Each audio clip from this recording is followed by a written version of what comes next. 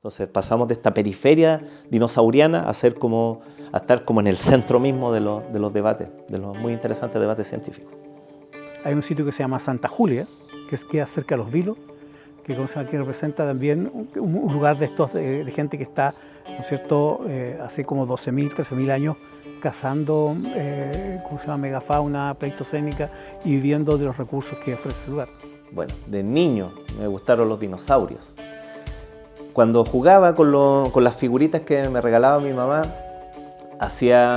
imaginaba con mundos en el cual interactuaban. Yo les fabricaba paisajes, volcanes, selvas. Me encantaba alucinar con ese espacio. Y me pasaron un libro gordo y con mucho texto, aunque habían unas ilustraciones fantásticas de dinosaurios ahí dentro.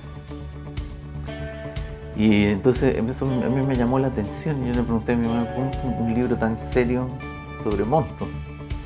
Me dijo, no, es que esos son animales que existieron en algún momento, pero que ya no existen, se extinguieron. Eran animales reales y que uno se podía dedicar de adulto a investigarlos, a hacer tu pasión de niño transformada, metamorfoseada como una actividad laboral de adulto. Yo en ese momento se abrió el cielo y decidí dedicarme a estudiar los animales prehistóricos, en especial los dinosaurios.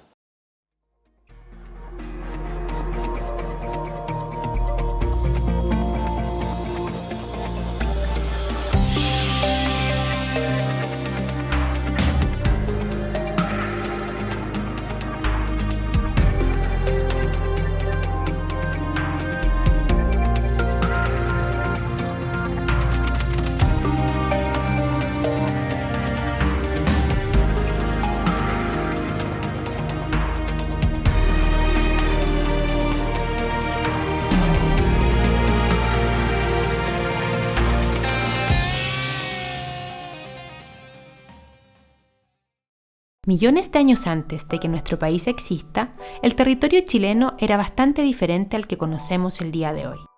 También lo fue la fauna, que se movió por los sectores que actualmente ocupan grandes ciudades y enormes campos de cultivo. Desde enormes dinosaurios hasta monos ya extintos, es enorme la variedad de especies animales que vivieron en una época de la que solo podemos estudiar sus restos. Sudamérica no tenía el mismo aspecto que tiene hoy en día.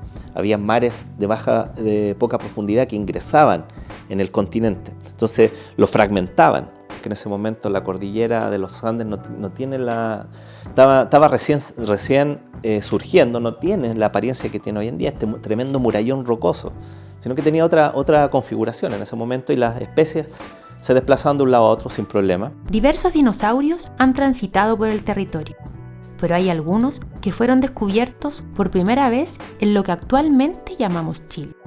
El primero de ellos, tal como su nombre lo indica, fue descubierto en el norte del país.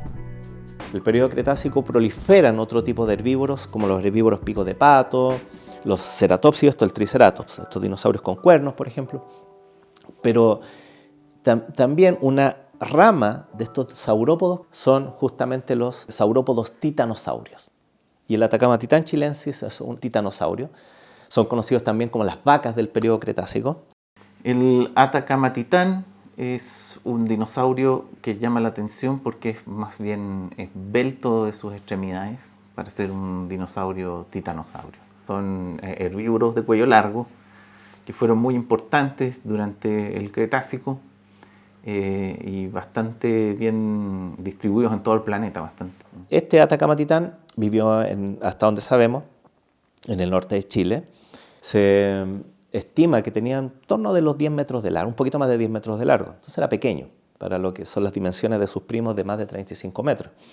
Entonces, ¿cuál es la importancia? Que es la primera especie de dinosaurio nombrada para Chile.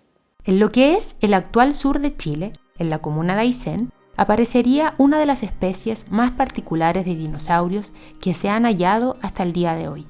Chilesauro es ya otro tipo de dinosaurio, no es un titanosaurio, es un animal que está relacionado, según la hipótesis que fue planteada por Novas y colaboradores, donde estoy incluido en ese trabajo, es un terópodo. Estábamos estudiando las rocas en Aysén y Rita, mi señora, la mamá de Diego, me dice, hay unas rocas que yo creo que son del Jurásico. Y llevamos a Diego en esa expedición. Agarra el martillo geológico de mi mamá que me lo prestó y martillaba de todo. Entonces, que imagínate, hay tantos tipos de roca y que se rompen de tantas formas diferentes. Y de repente, bueno, me senté en el piso, martillé el piso y de repente saltaron estas dos vértebras. Que al principio tuve este problema, ¿serán reales o no? Mi hermana no me creía, mi papá y mi mamá también, el primer momento de duda. Entonces cuando saltaron estas dos vértebras, que eran chiquititas, reconoció que eran huesos. Rita, mi señora, dice que él llegó y hizo huesos fósiles. Y Rita hizo huesos de dinosaurio. Y los huesos que salían los sacábamos con cincel, con mucho cuidado. Y los empezamos a mandar a Argentina. Y ahí vieron los huesos separados. Y en un principio dijeron ya, este es un hueso de carnívoro, este es un hueso de herbívoro. Entonces ahí soltó que era una especie nueva, muy especial porque tenía características de carnívoro y de herbívoro. Tiene las manitos como un tiranosaurio y dientes de herbívoro. Entonces, lo otro que faltaba era tener la edad. Como era una nueva especie, ¿qué edad era? Y, por suerte, en las capas con dinosaurio, intercalado a ella hay capas de rocas volcánicas. Y tenemos una edad cercana a los 150 millones de años, 148. Era un animal que, siendo adulto, debió alcanzar en torno de los 3 metros de largo. Es importante a nivel mundial porque tiene una combinación única de caracteres, más que cualquier otro dinosaurio, es como un rompecabezas. Fue apodado el Frankenstein de los dinosaurios, el ornitorrinco de los dinosaurios, justamente por este mosaico. Nosotros tenemos 3 tipos fundamentales de dinosaurios y no es fácil saber a cuál de esas 3 pertenece Chilesaurus, se corresponde a otra rama más, de separación muy antigua. Al final lo que han quedado es que corresponde al linaje de los dinosaurios carnívoros, pero que se han transformado en un herbívoro de manera secundaria, una especialización. Todos sus parientes son asesinos, de grandes cabezas y unos dientes acerruchados, pero Chilesaurus habría evolucionado hacia la herbivoría. Y ha permitido, por ejemplo, especular a ciertos paleontólogos que el ordenamiento que hemos seguido por más de 100 años de los dinosaurios tal vez esté totalmente errado. Y el Chilesaurus sea una pieza importante en la comprensión de una nueva configuración del árbol evolutivo de los dinosaurios. Durante la pandemia de COVID-19, a principios de 2021, se publicó un estudio donde se identificaba a otro dinosaurio descubierto por primera vez en Copiapó. Aracárlicanantay, al igual que el Atacama-Titan chilensis, era un titanosaurio. Y era más pequeñito que Atacama-Titan. Pensábamos que un aracar adulto debió tener en torno de los 8 metros de largo. No crecía mucho más que eso. Y curiosamente también de extremidades esbeltas como el Atacama-Titán, lo cual sugiere quizás alguna historia biogeográfica detrás de los titanosaurios chilenos. Eso ya es más interesante. Que en el rango latitudinal en el que vivieron tanto aracar, que fue encontrado en la región de Atacama, como el Atacama-Titan, que fue descubierto en la región de Antofagasta, ese espacio es interesante para comprender aspectos más grandes de la biogeografía de los dinosaurios en el periodo Cretácico en Sudamérica. Y hay 2 espacios donde conocemos muy bien a los dinosaurios del periodo Cretácico. En la cuenca del Bauru, que sería en Brasil, y la Patagonia Argentina. Pero lo que hay latitudinalmente entre medio es muy escaso. Acá tenemos una oportunidad única para ir conectando, digamos, o sea, estos conectores son como rompecabezas que te ayudan a entender la evolución, los procesos de dispersión de los dinosaurios. Now we know that if we put together a plunger with a chicken, we got a duster! No, a dinosaur! El pollosaurio, este es el trabajo de Bruno Grossi, que le puso una cola artificial a los pollitos, más armónica, para que pudieran caminar más bien, más al estilo del dinosaurio no ave. Digamos, pues las aves son dinosaurios.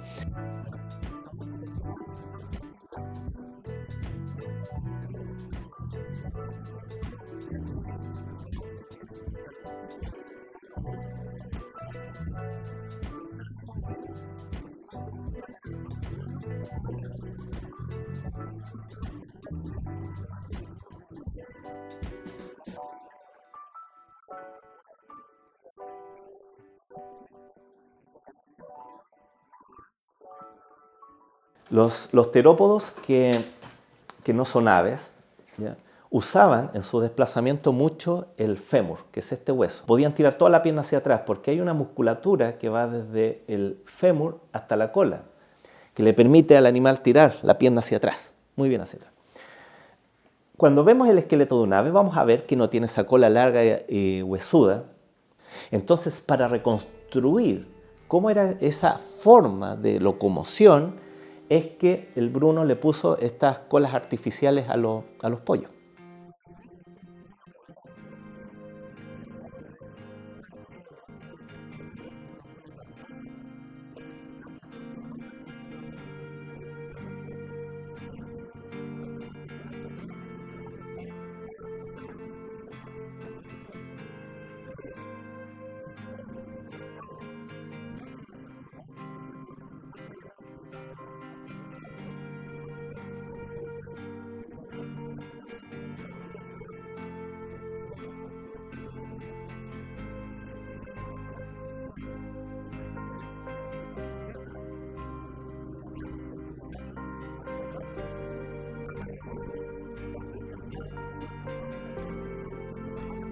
Like a dinosaur. So now the femur is more vertical.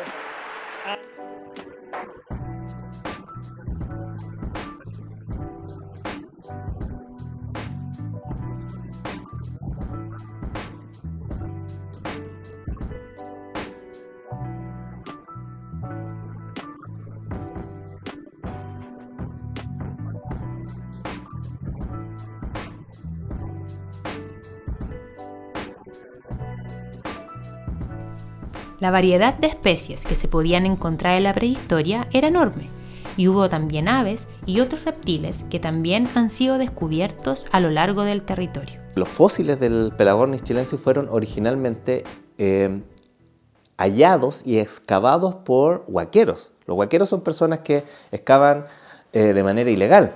Y este material del esqueleto de este interesante ave fue extraído y comercializado. Llegó a una feria de venta de fósiles y minerales en Estados Unidos, comprada por un particular, llevada a Europa, y una vez estando en Europa, este particular se contacta con un especialista mundial en pelagornitios, que es Gerald Meyer, quien a su vez, al ver la importancia de este espécimen, no dudó en contactarse con personas de nuestro país. Normalmente, cuando se excava un fósil de manera ilegal, se trafica y llega a manos de un particular, es irrecuperable para la ciencia. Entonces, podemos decir que tuvimos suerte en ese sentido, porque pocas veces se cuenta esta historia. Entonces, se especula que eran aves que vivían en la superficie del mar, digamos, en el mar abierto. Este pelagornítido nosotros creemos que tenía una envergadura de al menos 5.2 metros de largo y con una envergadura máxima de en torno de los 6 metros. También se caracterizaron, no solamente por este tamaño extraordinario, sino que por tener proyecciones del hueso, de las ramas mandibulares, del maxilar también, a manera de dientes, que estaban cubiertas obviamente con el estuche córneo que forma el pico en las aves. Entonces, de seguro les servía para pescar calamares, peces, que es más o menos el tipo de dieta que tienen otras aves pelágicas como el albatros errante. Recientemente, los paleontólogos del equipo de Fernando Novas, del Museo Argentino de Ciencias Naturales, estando en terreno, está Marcelo Isasi, feliz, se saca, un hombre grande, se saca el sombrero, éxito. Se había descubierto el cráneo de un cocodrilo. Pero ahí se veía. Y se estudió, y es una nueva especie de cocodrilo. Y el cocodrilo se llama Burkesuchus mayingrandensis, por el nombre del pueblo cercano. Aunque no siempre se habla de ellos, también existieron varios mamíferos que cohabitaron el territorio junto a los grandes reptiles. Si bien no alcanzaban el éxito o la diversidad que nosotros podemos observar hoy en día o durante el Cenozoico, que es el periodo que viene después, en esa época ya existían diversos mamíferos y, por ejemplo, acá en Chile nosotros tenemos registros bastante recientes de estas formas de mamíferos mesozoicos como el Magallanodon, que se encontró en la región de Magallanes junto con depósitos donde se estaban estudiando yacimientos de dinosaurios. Un poquito antes de la extinción de los dinosaurios, llega a Sudamérica un grupo de mamíferos que son los más diversos hoy en día, que son los mamíferos placentados, que se diferencian, por ejemplo, de los marsupiales que tienen esa bolsita. Nosotros los placentados somos los que tenemos un desarrollo interno con la placenta, el útero, etc. A fines del Cretácico se da una de las mayores extinciones masivas de la historia de la Tierra, llevándose así el dominio de los dinosaurios con ella. Sin embargo, la vida siguió abriéndose paso, dando comienzo a la colonización de los mamíferos a lo largo del territorio. Ocurrió un evento hace 66 millones de años que propició, digamos, el surgimiento de distintas líneas de mamíferos. Entre ellas, una de ellas son los primates, que son, a fin de cuentas, nuestro linaje. Hubo un momento en el que Sudamérica se comenzó a conectar nuevamente con Norteamérica, eso a través del Istmo de Panamá. Y en ese momento ocurre un fenómeno que es conocido como el Gran Intercambio Biótico Americano, en el cual especies que estaban en Sudamérica migran hacia Norteamérica y las que estaban en Norteamérica llegan hacia Sudamérica. En este gran intercambio nosotros podemos ver que llegan a Sudamérica grupos que hoy en día son muy relevantes en los ecosistemas actuales, como por ejemplo los carnívoros, donde tendríamos por ejemplo felinos como los pumas o carnívoros como los zorros. Y también tenemos la llegada de otros organismos como camélidos, los guanacos. Antes de la llegada del ser humano al territorio, en lo que actualmente es la zona central del país, ya hubo primates viviendo en los sectores que ahora habitamos. Los primates se originaron en África y llegan a Sudamérica por una especie como de, imaginémonos como pequeñas islas flotantes, pero no eran islas macizas como rocosas, sino que más bien como islas de vegetación que habrían favorecido o permitido la llegada de estos grupos de primates y de roedores. Y entre esos habrían llegado algunos grupos y estarían presentes en el registro fósil. En el caso del Chilecebus carrascoensis es un fósil de un primate, de un mono pequeñito, parecido a un mono capuchino, que se encontró en el valle del río Cachapoal, de Rancagua hacia la cordillera. En su momento fue el primate más antiguo que se conoció o que se conocía en ese entonces para Sudamérica. En 1929 se descubren los primeros restos del yacimiento de Clovis, ubicados en el estado de Nuevo México en Estados Unidos, los cuales se datan de hace 9.000 y 10.000 años atrás. Esto daría sustento a la teoría del poblamiento tardío de América a través del estrecho de Bering. Hay un proceso de colonización hacia el sur hasta llegar a nuestro territorio. Está la gente que se dedica a cazar esta megafauna en lugares como, ¿no es cierto?, Monteverde mismo, en Tahuatahua o en Quebrada de Maní, en Pampa de Terreno Rural, digamos. Otros grupos que también llegaron desde Norteamérica y que son característicos de esta fauna pleistocénica son los mastodontes, estos parientes de los elefantes que también alcanzaron tremendas envergaduras y que se ve que por la temporalidad habrían coexistido con los seres humanos. Nosotros acá en Chile tenemos algunos yacimientos donde se pueden encontrar depósitos de los restos de esta megafauna o de estos mastodontes, también de caballos americanos y otras formas de estos animales de gran envergadura que están depositados junto con artefactos culturales que nos hablan un poco acerca de esa coexistencia que habría existido entre los seres humanos, los pobladores tempranos de Sudamérica y la megafauna. En lo que actualmente conocemos como Puerto Montt, vivió un grupo humano más antiguo que otros registrados en América, dejando rastros del uso del fuego, la madera, los animales y los vegetales, los cuales fueron descubiertos por el norteamericano Tom Dillehay junto a su equipo, en el que se encontraba el geólogo chileno Mario Pino. Después hacia el sur tenemos, por supuesto, Monteverde, que es el sitio, uno de los sitios más antiguos, con cerca de 14.000 años de antigüedad. Dicen haber encontrado inclusive una huella de pie humano, haber encontrado un trozo de cuero de mamut o de mastodonte en ese momento, y una gran cantidad de evidencias de uso de plantas. Eran recolectores y manejaban una amplia gama de recursos que en ese momento este territorio ofrecía de manera muy abundante. Ubicándonos en el presente, habiendo transcurrido millones y millones de años desde que los primeros seres vivos aparecieron en la Tierra, es importante entender la relevancia de conocer sobre nuestro pasado. Es bonito comprender de que en el mismo lugar donde estamos conversando ahora, que es el Parque La Quinta Normal, hace 10.000 años pasaban manadas de elefantes. Es fascinante pensar eso, ¿no? De hecho, nuestra propia existencia como especie ocurrió en los últimos 2 segundos del año cuando se hacen estos símiles con los calendarios de la evolución del planeta, por ejemplo. Nosotros marcamos el último momento. Y comprender todo lo demás te da un sentido un sentido de identidad, un sentido de comprensión muy profundo de quién eres.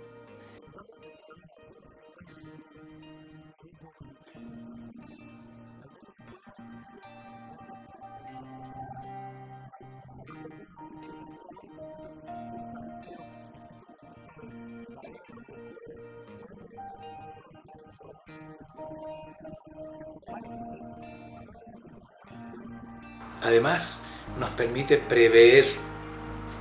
Mira, sabemos que han habido extinciones masivas. Eso se puede dar. Nos puede dar a nosotros. Ahora estamos un poquitito más asustados con lo que está pasando con el cambio climático.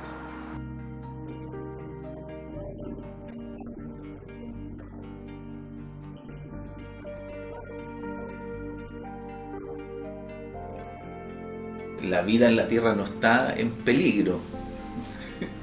Lo que está en peligro es nuestro estilo de vida como seres humanos en el planeta, que se puede degradar mucho. La vida siempre se recupera. La vida va a continuar.